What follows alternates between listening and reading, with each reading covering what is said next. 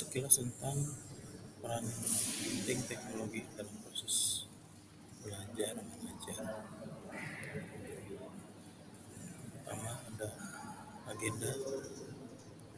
Topik utama dalam presentasi ini yang pertama dampak teknologi terhadap pendidikan, menyiapkan ruang pembelajaran virtual, peran teknologi interaktif dalam pendidikan, manfaat teknologi interaktif, pembelajaran jarak jauh dan kelajiman, tren baru yang perlu dipantau. Yang pertama ada dalam proses pembelajaran.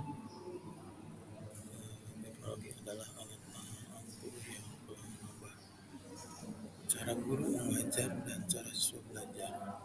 Teknologi telah memberikan akses ke pendidikan dan akses ke berbagai cara komunikasi dan bekerja sama.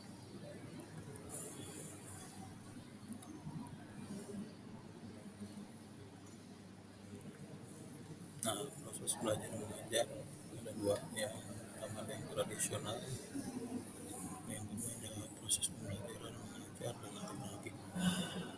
Proses belajar mengajar tradisional ini bahan dan alat pembelajaran fisik seperti kertas, pena, dan papan tulis. Akses terbatas ke materi dan informasi pendidikan. Proses belajar mengajar umumnya berlangsung di ruangan kelas secara tatap muka. Sedangkan untuk proses belajar mengajar teknologi akses yang lebih luas, bahan dan informasi pendidikan, banyak saluran dan alat yang tersedia untuk komunikasi dan kolaborasi, memungkinkan jenis pembelajaran yang lebih personal bagi siswa.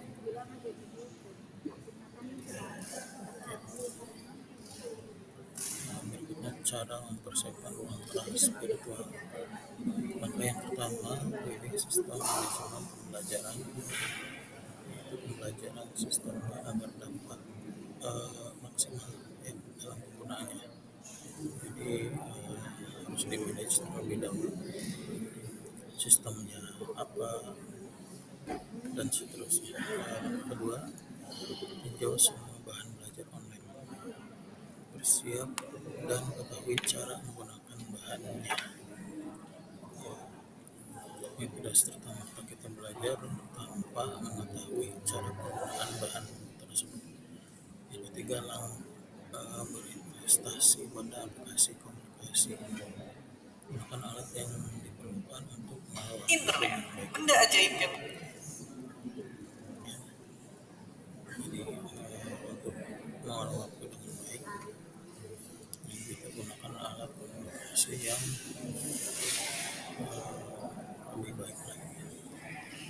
Langkah keempat, pilih platform streaming yang aman. Pilih platform andalan yang dapat membantu pencapaian sasaran Anda. Misalkan YouTube, kemudian TikTok, kemudian Instagram dan lain sebagainya. Langkah kelima, pilih aplikasi yang kolaboratif. Buat pembelajaran yang mendorong kerja sama tim. Jadi dalam platform tersebut atau aplikasi tersebut, para siswa bisa bekerja sama dalam satu tim. Berikutnya, penggunaan ruang kelas virtual di dunia untuk per Januari 2021 ini kini melaksanakan secara online di 95% sekolah di seluruh dunia. Jadi penggunaan kelas virtual ini sudah sangat banyak di seluruh dunia. Kemudian yang berikutnya, peran teknologi dalam pembelajaran. Teknologi dalam pembelajaran ini, teknologi interaktif membuka banyak cara untuk belajar. Jadi teknologi interaktif membantu menciptakan ruang komunikasi. Hal ini dapat mendorong guru dan siswa untuk lebih banyak berkomunikasi, berbagi dan mendiskusikan gagasan serta saling berkolaborasi. Itu ya untuk peran teknologi dalam pembelajaran. Yang berikutnya, manfaat teknologi yang interaktif. Pertama, manfaat bagi guru. Bagaimana teknologi membantu guru menjalankan tugasnya. Nah, ini memungkinkan yang pertama mungkin untuk lebih fleksibel ya. Guru dapat menggunakan berbagai metode dan alat pengajaran untuk memenuhi kebutuhan pembelajaran. Membantu guru lebih terhubung dengan siswa. Dan dengan adanya teknologi ini, guru lebih mampu berkomunikasi dengan siswa dan mendukung mereka dalam proses belajar. Dan membuka akses ke lebih banyak sumber daya. Misalkan di sini materi pembelajarannya bisa kita tambahkan ya, sehingga dapat membantu tugas guru dalam menyampaikan materi. Berikutnya, manfaat bagi siswa. Bagaimana membantu siswa? Ya, ini yang pertama, siswa memungkinkan mempelajari secara personal. Jadi, siswa lebih leluasa memilih metode dan alat yang membantu mereka belajar dengan baik. Berikutnya, meningkatkan komunikasi siswa. Siswa memiliki akses ke berbagai saluran yang memungkinkan mereka untuk berkomunikasi dan berkolaborasi dengan guru dan sama siswa lainnya. Jadi komunikasi bisa meningkat dengan adanya teknologi yang diterapkan dalam pembelajaran. Selanjutnya, manfaat bagi siswa yaitu membantu siswa bersiap untuk masa depan.